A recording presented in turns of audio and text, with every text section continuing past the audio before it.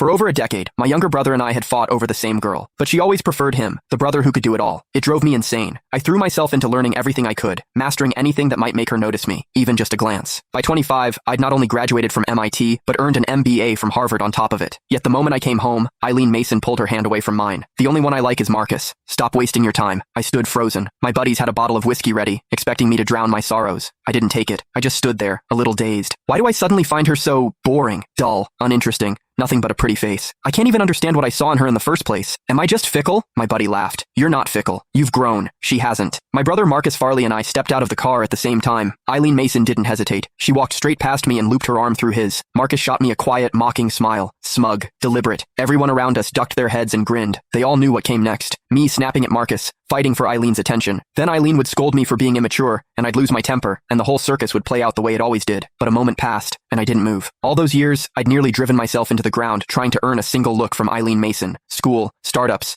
building a media brand from nothing, after navigating boardroom politics, after rubbing shoulders with people who shaped policy at the highest levels. Marcus's little routine? It was laughable. I kept my expression neutral and handed the gift bags to one of the housekeepers. From my parents, for Mr. and Mrs. Mason. Marcus's smile faltered. Eileen frowned and glanced at me. Inside the villa, I noticed the dining room table had only 4 chairs. Mr. Mason, Mrs. Mason, and Eileen already accounted for 3. Marcus let out a soft laugh. Sorry, bro. Forgot to mention you were coming too. Looks like they didn't set a place for you. Why are you apologizing for that? Eileen turned a cold gaze on me. Russ Farley. Marcus didn't do it on purpose. Just go get yourself a chair. There's no need to make him feel bad about it. It was always like this. Eileen always took Marcus's side without question. But the strange thing was, I genuinely felt nothing. I couldn't even remember why I'd fought so bitterly with my brother over her in the first place. Miss Mason, I haven't said a single word yet. Eileen blinked. In the past, I would have already been shouting, accusing Marcus of his passive-aggressive games. Bro, you're upset. Marcus stepped forward. Don't be mad. I'll go grab you a chair. He moved to get one, but Eileen caught his arm and pulled him back. She looked at me, her voice ice cold. This is the Mason house, not a place for you to throw your weight around. If you don't want to get the chair yourself, then don't bother staying for dinner. A few of the housekeepers couldn't hold back their laughter. I caught someone whispering, watch, he'll go fetch it himself like a puppy. Please. When has he ever not swallowed his pride just to sit a little closer to Miss Mason? That won't be necessary. I smiled faintly. I only came to drop off gifts for my parents. I wasn't planning to stay for dinner. Besides, I have somewhere to be. Enjoy your evening. Eileen stared at me. Something unfamiliar flickered across her face. I didn't acknowledge it. I turned and walked out, my stride unhurried. Behind me, Marcus's voice carried a note of wounded confusion. What's so urgent that you have to rush off, bro? Was he actually upset with me? Is that why he didn't stay? Eileen watched as I got into the car and drove away. A slight frown creased her brow. Don't worry about it. Marcus let out a cold laugh. A few years abroad, and his little jealousy games have gotten more sophisticated. I'll give him that. Playing hard to get now. Honestly, I'm starting to wonder if one day you might actually... Eileen pressed a finger to his lips. I told you, you're the only one I want. The truth was, I really did have things to do. I'd started an internet company with a college friend. Business was picking up fast, and I had a dinner meeting with a client that night. My partner sent me a message. Heard you're back in the country.